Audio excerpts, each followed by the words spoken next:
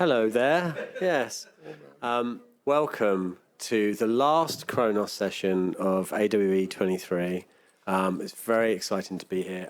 We're going to today talk about, hello you guys over there, glTF asset creation challenges. This is quite a bit more informal, a bit more interactive, so we're just going to ask the panel some questions. And you know what, as there's not many of us, you want to throw some questions in as well, let's do that as well. So let's just make it really informal. So we'll introduce ourselves first. My name's Daniel Frith. I'm Vice President 3D in a company called Avatar.ai. We do a lot of 3D solution services and neural rendering and lots of stuff around scanning, generative 3D AI, etc. Emmett.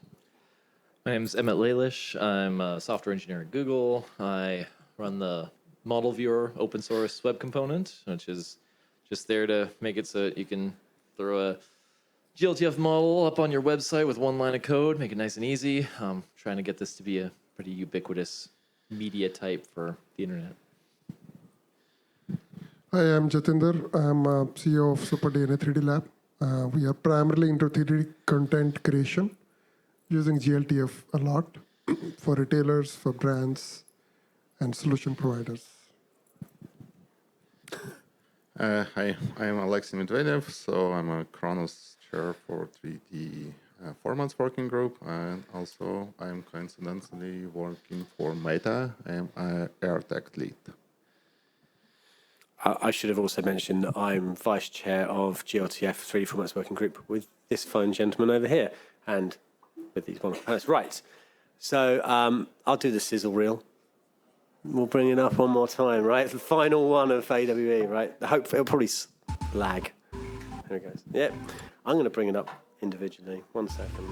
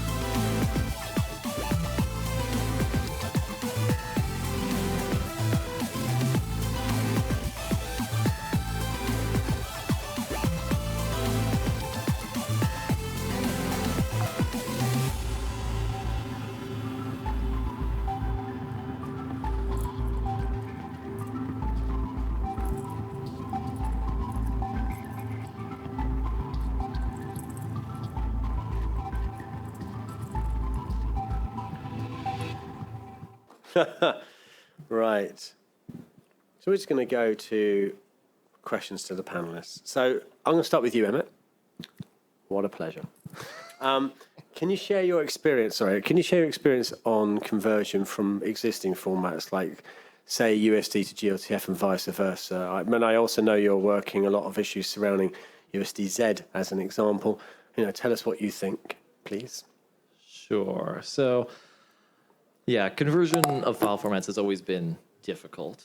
And it was especially difficult before glTF, because a lot of times if people wanted to have a cool material, they would literally write a shader and put it in the format. Like FBX, I think, was a popular way to do that. And then, if you happen to be running on a device that didn't understand that shader command, well, they were out of luck.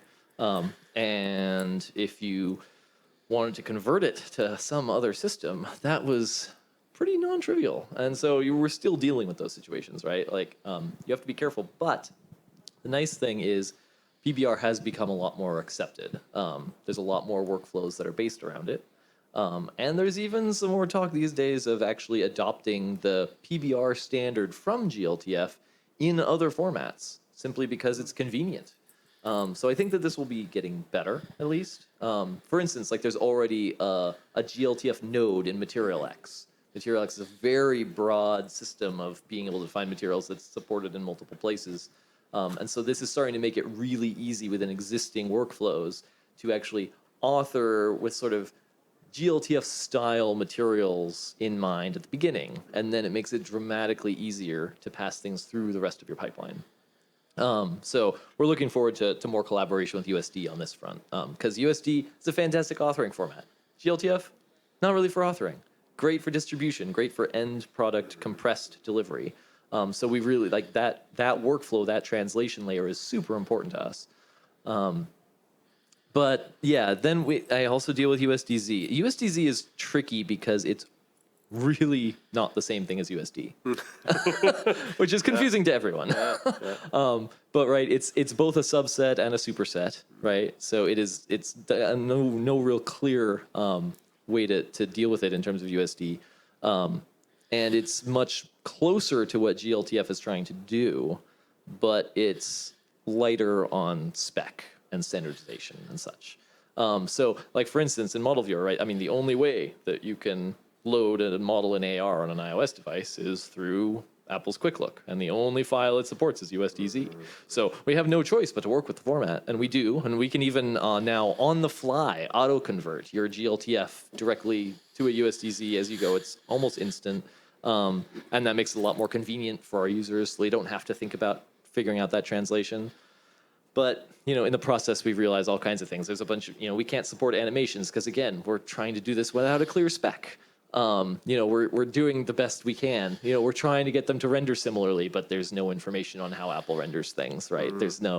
So we do our best with the PBR conversion, but it's 100% best effort, because this is why a standard is so powerful and why we're hoping that eventually Apple will work with us a little more closely. Yeah, agreed.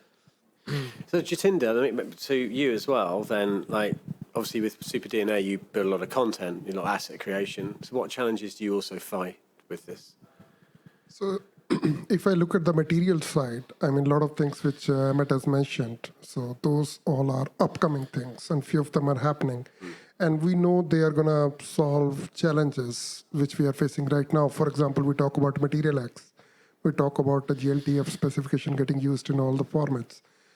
But if I look at the ground, so we are still dealing with the two set of artists. So one is like, okay, I'm a V-Ray artist, and I'm going to make a material out of that. And then there is another set which is from the Adobe Substance, and they're then going to create material out of that. So if we look at the market, it's almost 7 to 8 years this 3D has picked up in e-commerce. So there is tons and tons of assets which are already in these two formats. I mean, and then the third problem comes is that, okay, which we have discussed quite some time in Khronos, that, okay, how do we convert from V-Ray to Substance material? Can we write a converter over there? So this particular session is focusing on challenges. So what I'm trying to say is that there is there is a new generation which is going to come. Yeah. But there are two challenges. How do we migrate from old to new? So there, the learning on the MaterialX and adoption of MaterialX, so that once created, used everywhere, which I don't know, it might take quite a long time. And then the second bigger problem is that, okay, what is happening on the ground? And the ground is still the artist developing two kind of materials for two kind of use cases, even if we say that build once, use everywhere. And we don't have a bridge between going from one to another one. So those are the real challenges. I mean, I don't have answers. No. The only answer is that, okay, well, we do it twice, Yeah, exactly. which is not good to do. So I mean, that's my take. No, that's good. Yeah. And Alexei, you spending a bit of time working in the Metaverse Standards Forum USD glTF group. I mean, you're being really influential in driving that. Have you found, like with Material X and USDZ and USD, have there been any findings and challenges you see with that?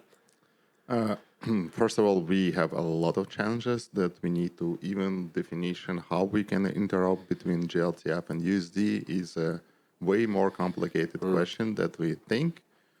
How much information we should preserve in each of the format, what the layer of the proper interconnection, etc., etc. It's a lot of, besides the high-level problems, it's a lot of low-level problems. And actually materials and everything around this, it even complicates the problem more. USD much more flexible, Material X is much more flexible. The core value of glTF and PBR, for example, it's a spec for the physically based materials. Material X open any kind of opportunities. You can create any kind of arbitrary material if you want to, which is not completely fits the vision of glTF PBR format, but we definitely hear the industry and we're trying to find the ways, but it's a challenge. We have no answer yet, for sure. It's really complex problem that we need to address, and we're looking for different solutions. Part of them, we kind of solve one of the part of the equation. We put the PBR as the Material X node. At least we can go the other way. But how we can use Material X or any kind of extended materials inside glTF spec, it's a quite open question. And we definitely want to hear the opinions about this, how we should proceed. Is there a way, I mean, on that, is there a way people can get more involved? First of all, yes, we have several communications channels. We do have Slack, we have GitHub, and we have more informal way to collaborate with the Khronos. We call this advisory panel, which requires a much less bar to enter, not as the... So the final goal, actually, if someone wants to contribute, they should become the Khronos member in the part of the spec development. But if it's too heavy, then yes, we have the advisory panel that you can join and be informed and get a much more influence on us. Good. So maybe, Emmett, microphone going up to Bill. Thank you. Maybe coming to asset optimization, because like a lot of things to talk about there is like transference of formats, going from one thing to another. There's a lot of optimization. You know, maybe you can share some challenges and insights from that. Yeah, I mean, really, asset optimization is sort of at the core of the purpose of glTF, right? glTF is a transfer format. The idea is to make a compressed, the best quality for the fewest bytes, you know, something that's going to go over the wire quickly, that's going to render efficiently, that's going to render in a lot of places because it's simple to implement, right? I mean, this is another thing, getting back to Alexei's point, right, is like glTF specifically doesn't support the kitchen sink because that requires every single renderer who's going to support glTF to implement all of that. And that's a huge lift. So the fact that glTF is supported so many places is precisely because it is minimal. It's just what you need. So yeah, compression is really key. And this is another reason why I remind people about sort of the distinction between, say, USD and USDZ, because really the most important transition between your authored master, right, at the highest quality that you made versus what you're publishing to your website, to somebody's mobile phone. The big difference there isn't so much, hey, did we store these triangles in JSON or in XML? We're all engineers here. That's not that difficult of a thing to change. What's difficult is doing the optimization, changing that asset, reducing the textures, reducing the triangles, all of that kind of thing to get it optimized for delivery. And then that's why we say, like, well, sure, USDZ, it's the same XML format as USD, but like that similarity doesn't really gain you that much. That's not the hard part. The hard part is the compression. And so in fact, going from a large USD file down to a small glTF file is mostly about this compression process. And it's, you know, you've got to decimate down your triangles, You've got to potentially atlas textures together. You have to, simplify scene hierarchies and all these kinds of things. You have to remove internal geometry. That's a huge part, especially coming from CAD files. You'll have all kinds of stuff that's invisible. Why pollute the wire with that data? So there's a lot of tools out there to do this, but none of these problems is easy. And none of them has like a clear, simple mathematical solution. They're all choices. And so, yeah, you really have to look at your pipeline, and honestly, there's a lot of companies out there who sell services for this precisely because it's really helpful to have some expert go through and figure this kind of stuff out for you. Yeah, and I guess that touches nicely on reusability and scalability because, of course, volume and scalability is a big issue for many companies, right? I mean, if you take some retailers got 250,000 SKUs just in furniture alone, right? So how does this help with that, as an example? Yeah, I think the reusability is key because the last thing you want to do is have to rebuild your 3D model for a new use case, right? The power of PBR is that we've separated the material properties, the model, from the environment, the lighting, and that by creating that separation based on physics, based on, in fact, the same principles as our real physical objects, we can start to think about them in the same way. You don't rebuild your product in a new color to get a different photo shoot. You just carry it to a new room and you light it differently. And you can now do that in 3D. So we can kind of bring that to your users wherever they are. And so you can think about this, like, what are all the ways that I might want to display this product? And you can use that same model for all of them. Yeah, I guess Jatinder, like, based on that, right, you kind of make a lot of content experiences for different clients and different kind of outputs, right? So touching on what Emmett was just saying about having this kind of reusability, scalability, what issues do you see that? Because obviously you're going to have multiple needs from multiple places. Yeah, if I look at the reusability part, like what Emmett was saying, it doesn't make sense to redo things again and again. So, of course, the machine learning comes into the picture. I mean, if we go back to the history, it's a simple, very stable mechanism. So when there are a lot of recommendation engines and algorithms are present over there. So, for example, when you go to Amazon or any other retailer store, I mean, you say you buy this, it shows you the similar products already. So somehow there is already an image matching, and this recommendation models are already available over there. And if you go a little bit deeper, so they basically do it on those patterns. So one is like shape, and they match on shape, and another one is on pattern. If we take this into the 3D model creation, this whole concept of the recommendation, I mean, this particular chair which we see, you can divide it into two parts. So one thing is you look for just the shape of this. So if this shape is already done, then I mean geometry is already done. So then that's getting reused. And if you look at the pattern, maybe this pattern, if it's a kind of a flowers or this check pattern, it might take some time. But you search the pattern separately in the material library, and then you combine both of them. So yes, reusability with these tools, with this AI, and this is mature. I mean, we don't need to do too much research on this. It's available. A lot of free models are available, machine learning model, trained one, and you can use them. Yeah, because on AI and machine learning, actually, there's another question I wanted to ask you is like, how do you see the use of these techniques to support in what you do? I mean, we work in generative 3D AI, and there's a lot of need and a lot of interest in it, but it's still very early days. I mean, do you see benefits of using this? It's basically what helps is that, okay, suppose you have 1,000 SKUs and it's all furniture, and then it all comes in. I mean, I always ask this question that how many type of couches can exist practically? It's if you have done 10,000, so probably the next one is already there.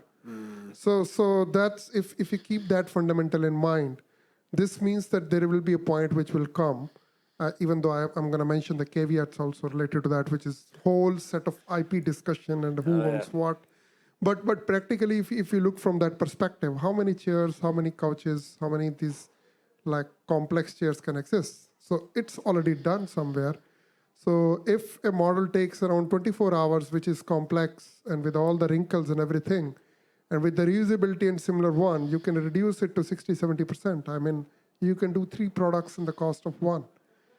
So the benefit is high. The caveats are here, of course, this whole is scattered. Who owns the IP of these models? Have you got the rights that you can learn the machine learning model on that? And the cost saving on top of those models which you have, are you passing it into the original ones? So those are the ones which are which are going on. I mean, if you work with the large retailer, the problem is separate. But if you start working with a digital brand, yeah, unless and until you don't have permission, I don't know how this works, but unless and until you don't have permission, you can't reuse it to create something again. Yeah. So the answer is yes. I mean that it definitely makes sense to have the reusability part of the bigger picture if we really want the scale to go faster. Because the quality is also like a criteria. If you started from scratch, I mean, you need to revisit the whole quality acceptance criteria. So okay, thank you. Yeah. Thank you, good. Alexi, maybe to you then as well. Like in regards to, we have a certification viewer program, so people can have their viewer and their engine Khronos certified, which we know is a very good thing to do. So like with that in mind, maybe you could just expand a bit on the importance that brings to standardization, but also the importance that brings to what we've already been talking about, how that we can create that consistency. You already partially answered this question. So yeah, the primary reason for this is just like to be consistent, because the final goal is probably achieve like a photorealistic quality, and it's a part of this. We have to make sure that we're using the similar way to render the data. So because it's a source data that should be presented somehow on the screen, which involves the code, involves the GPU execution, etc., etc. So it's not like the image that you can just transfer and they see on the screen. And that's exactly the reason why we introduced this certification. It gives the specific cases. It's not like solution for everyone, obviously. It's more like for specific cases like commerce or whatever. They want to make sure they author the assets in a certain way, and they will be presented on the screen the certain way as well. It's not perfect, completely accurate, but it does serve the purpose. That means you see what you created on the screen, and in this certain amount of rules and restrictions that we put as the part of the certification problem. And as far as for now, we have most of the major web players or even native applications that pass the certification. That means that you will see exactly what you expect from them. It's kind of in some sense of quality mark for the applications. Amazing. So maybe final thing then be to you, because I know you've talked a lot about tone mapping as well, and you can all add in. But like to Emmett, maybe about the whole tone mapping. Do you see any issues with like kind of trying to standardize? Because I know you've got a lot of opinions on this, and I'd just like to maybe you to share that, because I think it's quite interesting.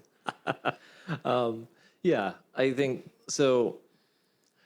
It was interesting. I was involved early on in some of the certification work, and I think it was a really useful process to go through, in that it helped with a lot of education in even those of us within Khronos about how all of this works. Some of it, I think we eventually found out, it was, like I said in an earlier talk, it's really natural whenever somebody comes along and says, my render is not looking the same on this engine and that engine, so there must be a problem in the shader somewhere. Like the renderer must have done it wrong. It's amazing how infrequently that's the case. It's almost always the lighting or the tone mapping. And that was, in fact, what we eventually found, right? There were actually, it was interesting, I believe that certification process started out with a bunch of screenshots from different renderers. And then I came in with another set of screenshots from the same renderers where they looked the same.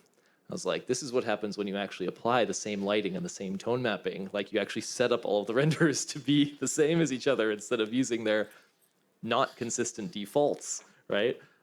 Which of course, is outside of our specification.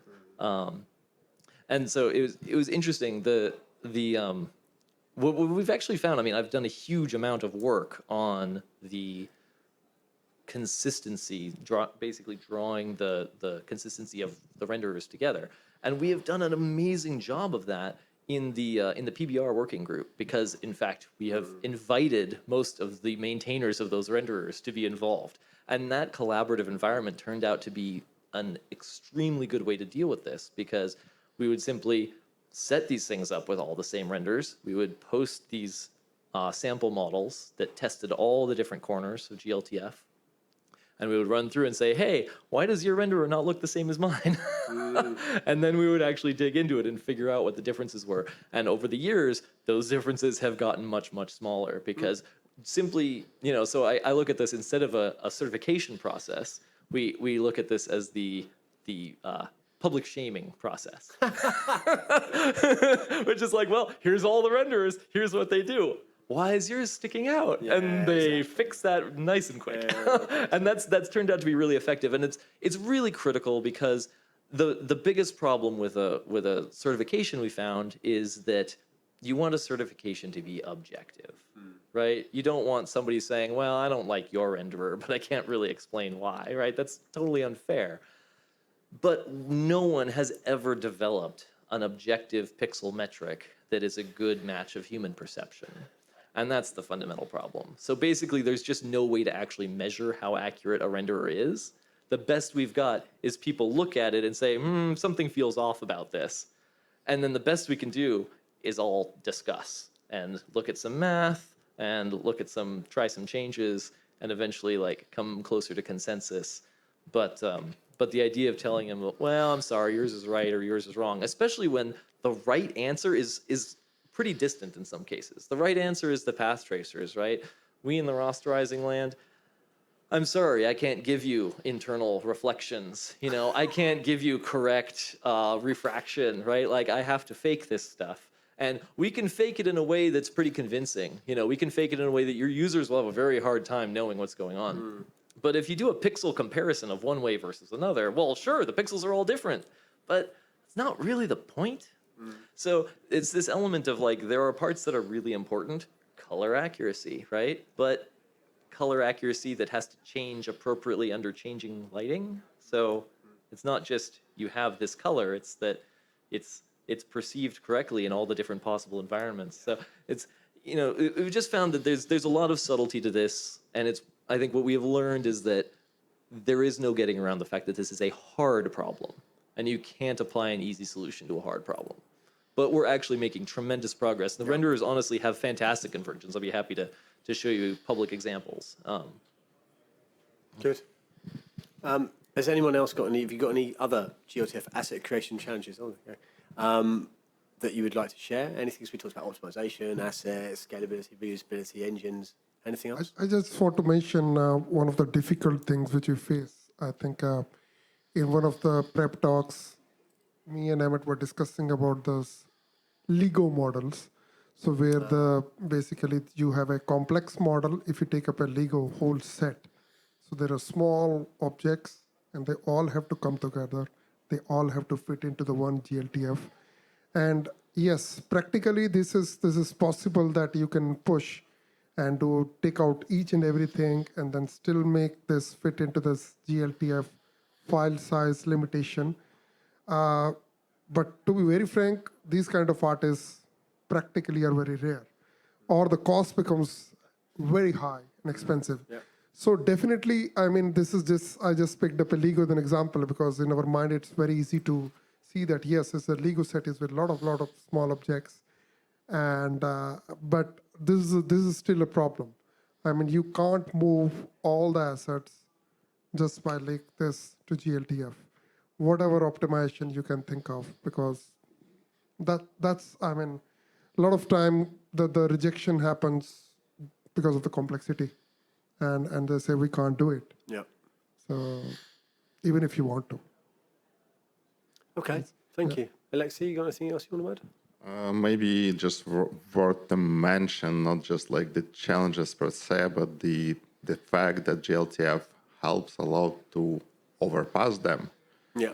And as the engine guy, software engineer, I just want to mention this. It gives you so much optimizations opportunities. For example, extensions that allow you to compress the geometry up front and be really friendly to upload this data to GPU directly.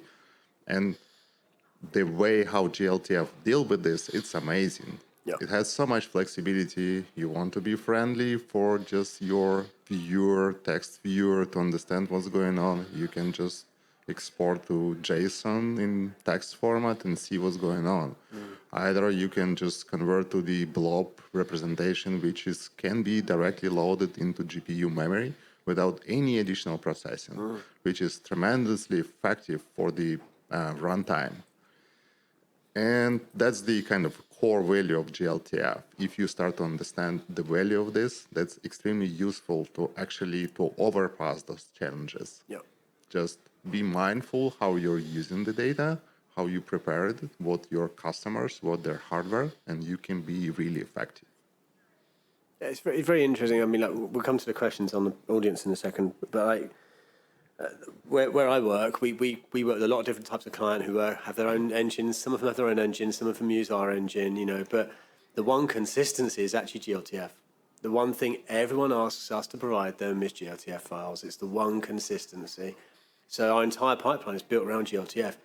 I don't want to talk about the USDZ pipeline because that's a whole other complexity. So we have to kind of be able to build another one. But glTF is the consistent thing. No matter where you get people coming from, it can be from a small little independent in Australia to a massive corporation in America.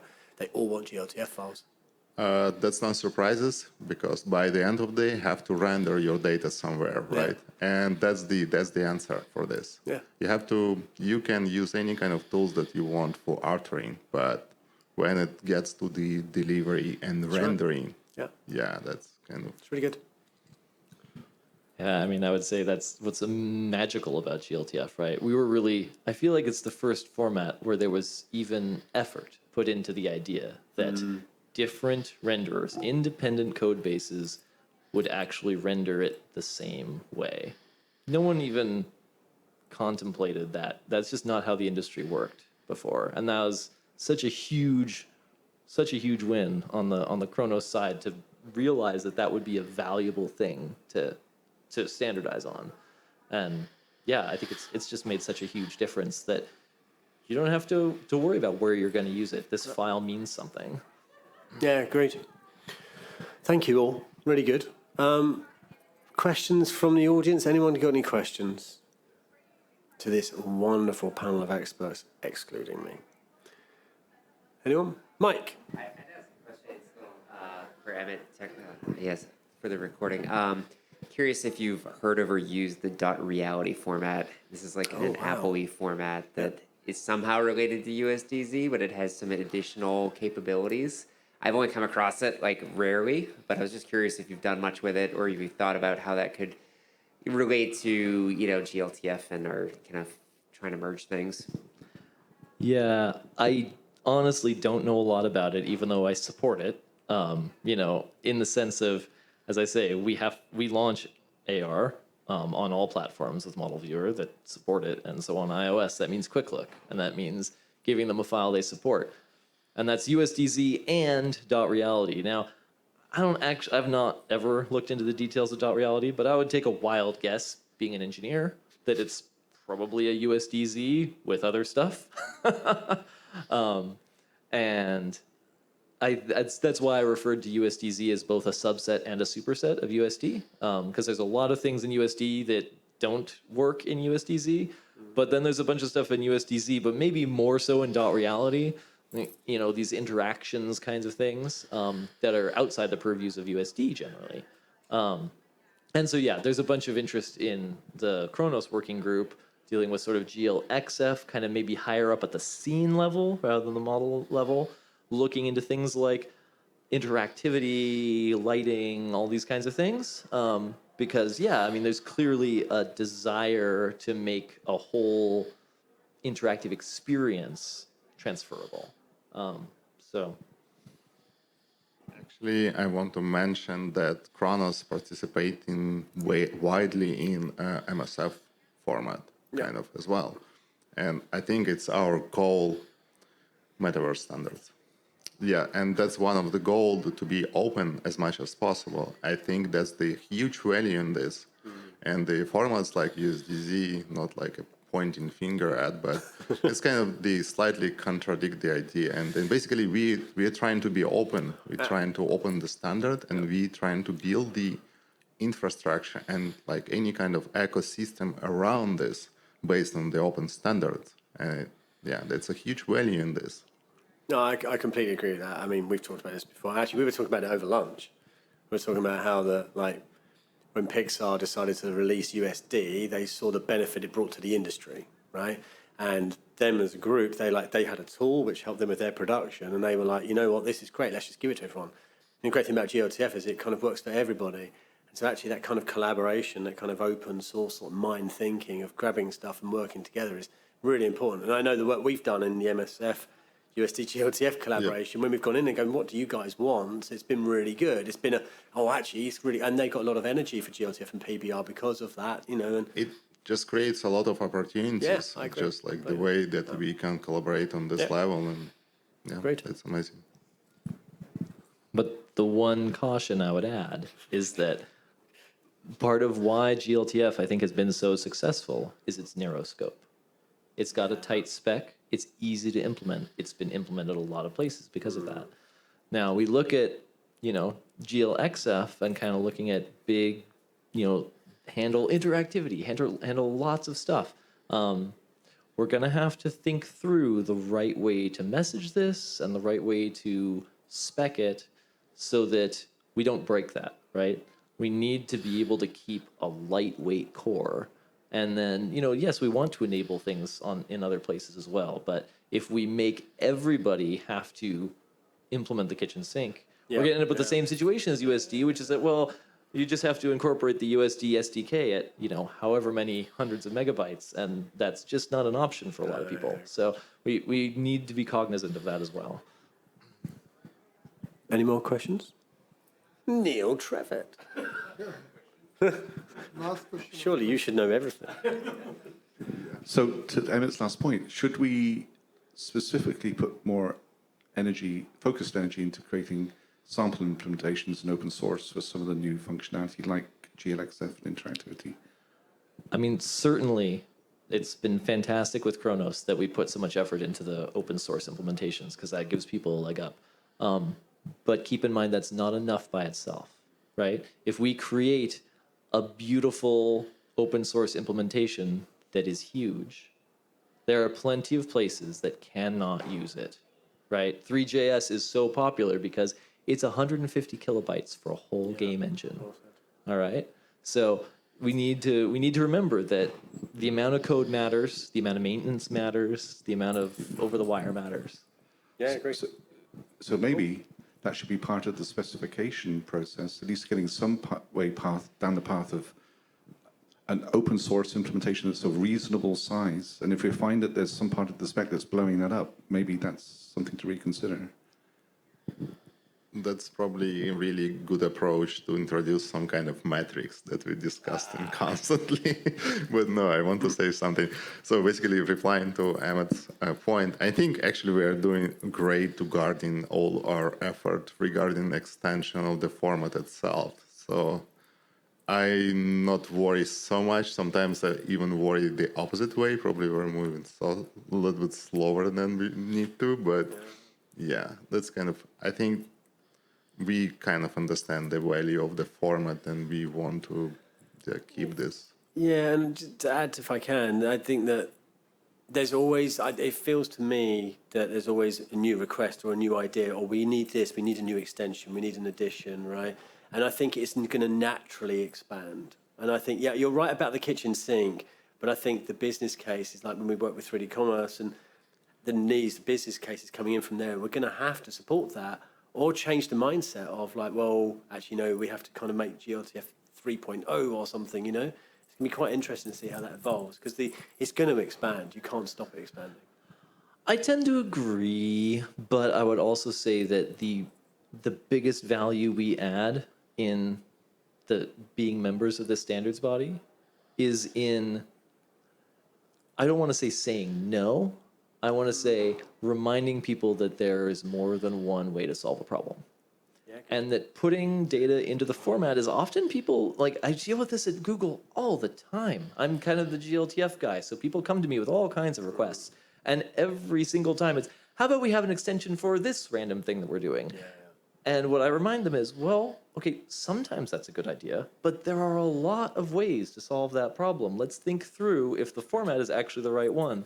You know, a great example is certain kinds of metadata, right? Like, sure, put whatever metadata you want in the glTF, that's fine. But if you're really building a product based on that metadata, do you want to download a 10 megabyte glTF and unzip it to get your 500 bytes of metadata? That's probably not what you want. So maybe you should be thinking about a different way to create your pipeline, right? So this is what I constantly remind people about is like, they say, oh, I want this extension. And I say, stop, tell me the problem you're trying to solve. Let's see if we already have something that solves that. Let's see if there's something outside the format that would solve that well. If none of those things exist, then let's talk about an extension. Yeah, there's been a hot topic recently, hasn't there, about bringing in other image formats to be supported in glTF, right? So, and of course, I think actually you were the one who said very smartly, or it might be you or Alexi, anyone, someone said recently that, well, we should actually do an analysis over how much people actually want to use that format, rather than just say, yes, we'll support it, yes, we'll support it. I think that was a really smart approach but then we need to do that statistics, we need to do that analysis of exactly how many people actually will use that. The Material X discussion, I get, I know it's slightly disconnected, but there's a lot of use cases around Material X, but not necessarily all image formats, right? Right, and I think the point that I made on the image formats was, look, we're a standards body. We shouldn't be inventing anything, right? We shouldn't be pushing the state of the art. We should be standardizing things that people are very comfortable with. Well, that means often leaning on other standards bodies. So if there's an image format that every browser in the world already supports, that sounds like a great candidate for glTF to me, right? I pushed for WebP because of that. It's like, hey, look, it's 50% smaller and it works everywhere on the web. And nobody's using it right now because it is recently now universally supported. But that's the kind of thing where I'm like, this is a perfect place for us to push. We can create a tool that outputs this, that cuts people's file sizes in half. Let's make it happen, right? But yeah, you're right. If it doesn't have support everywhere, it's not worth it for us. Yeah, definitely. Any more? Actually, we still keep the gate open. You can create your proprietary extension and do whatever exactly. you want. Yeah, just small notice. Yeah, that's a really important thing to actually mention because I think I was under the impression for quite some time that every extension was a Khronos extension. It had to go through ratification, had to go through approval. And it's only actually when I really dug into actually all the PBR libraries that I received once from you, I was like, wow, I never knew there were all of these other libraries and these extensions that people have made for their own needs. And that's really, I think that's not a lot of people realise that, actually. Yeah, and just borrow the format itself. Yeah, exactly. Yeah. Absolutely. Anybody for more? Here we go. Regarding the spec, is there a spec roadmap on progression? Knowing things like triangle count, take triangle count, for example. So the renderers or the viewers, as connection speeds increase, as processing increases, is there plans for the spec for certification, for example, to increase with it? Do that analysis of what's the curve here? Are we following it? Because I know we already run into, like with Spark, for example, I think it's 4 meg for Instagram, which we do cars and things like that. Very tough to get it into 4 meg, of course. But most of our users are 5G. So for them, they're loading up websites that are pulling 3 times that, not thinking about it. And they're just, so obviously there's a certain level of frustration. Like, that's how we want to do it. But it feels a little behind here. So it's like, I know we want to keep things available to the lowest common denominator as long as possible. But is there a plan there, how you progress with, processing and networking? The spec itself actually has no notion of any kind of restrictions, whatever. I think it pretty maps to the current hardware, and basically that spec was created based on you have to have some kind of hardware that's able to render this data just literally on some kind of screen or whatever the representation. And it's more like a mapping, not the changes of the delivery speed or something. It's like, again, it maps the current hardware that been 10 years ago, and we expect probably will be next 10 years. If it's something dramatically changes on the hardware side, probably we should consider to change the spec. But nothing in observable future happens on this field, so I do not expect any changes regarding this. But speaking of this, so those requirements comes from the actual business cases, I think. Yeah. So definitely Meta doesn't want to store hundreds of megabytes of user content. I mean, we are not a file hosting company, right? And we care about the delivery for around the world, not just like the people who like has the access to 5G or whatever. So that's why this 4 megabytes come from. So it's like literally business. Well, they dictated numbers that we came with, and we think they're good ones. Can we reconsider? Yes, I assume yes, we will eventually. But like, keep your business running. I think if you have your own rules that you can create, we kind of, as the Khronos, we're doing an amazing job to provide you any kind of tools that help you along the way. This asset validation tool, which is amazing in my opinion. So I've never seen something like this before, like open source, that you can run your assets, check if they alter it correctly, if they're friendly for your delivery, etc., etc. Yeah. Thank you. And maybe just one addition there is when we're talking about 4 megabyte assets, right? We run into this a lot, and it's amazing how often it's not about that you can't get the quality in under 4 megabytes. It's that about it takes some effort and some tools and some knowledge to get the quality under 4 megabytes. We work with some amazing artists here on the Khronos group who have demonstrated excellent compression of very high quality assets. And something to basically keep in mind in terms of like, oh, well, things are changing, things are going forward, GPUs are getting faster, it's true. But one thing that's not actually changing as fast is the size of the screens. I mean, don't get me wrong, we've gotten into retina displays and all of that, but still, if you're on a phone screen, there's only so many pixels there. Yeah. And if you think about it, what should really be the marker of how big your model is how many pixels are on the screen that you're displaying it on, right? Because there's a point at which the more data you're putting in isn't actually making any visual difference to the end user. And so you shouldn't actually think about it as like, well, the sizes of the models will just continue to get bigger as the internet gets faster. There isn't actually a need. That's not really how it scales. I'm going to add to that because, Caveat I just say is since we're dealing with AR, they can get as close as they want. yeah. So Yeah. we're again talking cars. So Porsche specifically. So when you're coming up to it, you see all the faceting. You know you're going to get it. You know we have good artists that are trying their best to get it down to 4. Do you know- it looks good, but if they had 8, it's like 8. Oh my God, double! Holy shit, double! You know, so It's true. It's one of those things that it's a standard set. What 5 years ago? Yeah. 5 years is a long time. Like, so, but I get it. You're not a hosting company. Well, you are, but you aren't. So, I think as well that I think to what Emmett said about authoring smartly and also understanding. I mean, from my perspective, when you author in tools like Max, Maya, Blender, they often carry data with them when you export.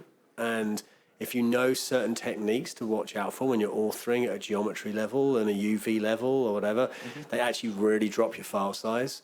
And that's not commonly understood, I would say. People make assets, make them, as detailed as possible, whatever, and they're authoring, they're not closing their history, they're not resetting X forms or whatever, and they're having all these problems. collapsing your stack. But they don't think like that. They're not thinking about the end authoring file size.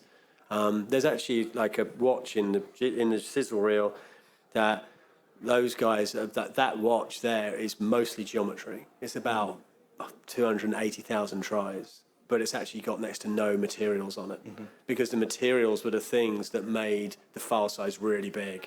So when the experimentation was done with that, as I know those guys, so when the experimentation was done on that, because those customers for those watches wanted to zoom in right there, And they were like, we got to put 8K textures on or something like that just to cover that resolution because it looks great from here, but when you're up here, you've got to kind of... So it was suggested that just focus on geometry, get the CAD data. So that client actually fed all that CAD data in, and then that's why there's like a 400,000 try watch with next to no materials on it, and it looks really good when you're right up close to it. So again, it's maybe just a different approach sometimes. Well, and I think with light baking, you got to rethink your UVs because it's not common space. You can't have everything equal space. If the back is important, no, the bottom's worthless. So make it 1 pixel. Yeah. If the top, so that there's definitely you can push it. Yeah, definitely. Yeah. And just want to notice, so the problem itself is very much complex, and it's no one fit kind of size solution for all the problems. But glTF itself has so many tools that allow you to be efficient. It has the mesh quantization, mesh compression. That means you kind of instantly decrease, without any even outer effort, just decrease the binary size. Or we do support like KTX format as not the part of glTF spec, but it's part of the Khronos spec that allows you to compress textures really efficiently and like deliver one glTF like for all the platforms, because texture size matters as well. So we kind of have all the tools, but it's up to you how to use them. Again, so it's really depends what you're trying to achieve. Thank you. Good question. Anything else?